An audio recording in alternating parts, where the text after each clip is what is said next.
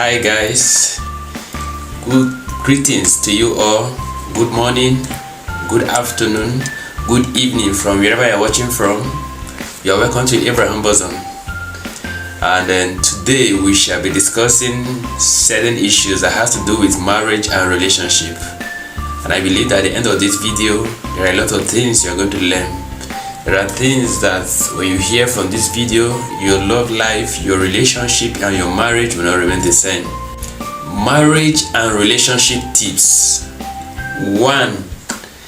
Never compare your ex with your intended spouse. Please and please, never compare your love, your emotional feelings and sex experience with your intended spouse. It can never be the same. If you do so, you might cause damage in that marriage and in that relationship that can never be repaired. If you do so, you are doing it at your own peril. My viewers out there, please and please listen carefully. If you must make reference to your ex, or if you must make reference about your ex in your relationship and in your marriage, do that with description in a way that it will improve and better the life of who you are with, either a he or a she. But if it's the other way around, please avoid it, to avoid story that touches the heart, to avoid breakup, to avoid divorce. It's a serious issue.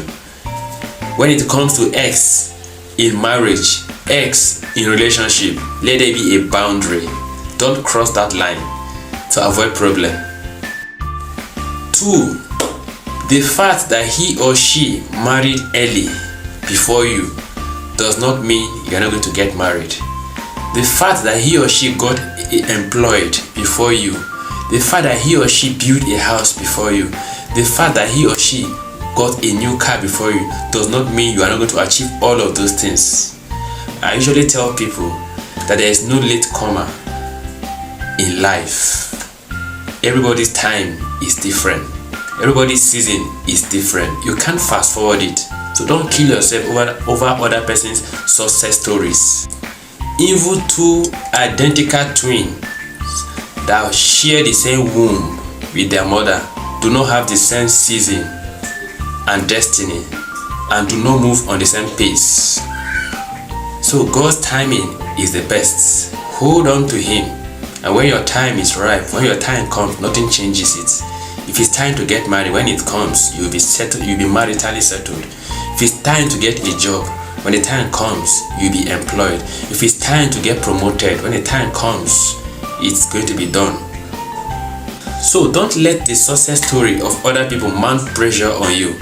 It can lead to frustration, anger, envy, and jealousy, which is not healthy for you, which is not good for you. I beg, be calming down. God's timing for everyone is the best. Every man's life has a season. If your time hasn't come, if that season hasn't come, no matter what you do, you can't get that results. Every chapter in a man's life, every season in a man's life is time bound, and when the time fizzles off, your story will change.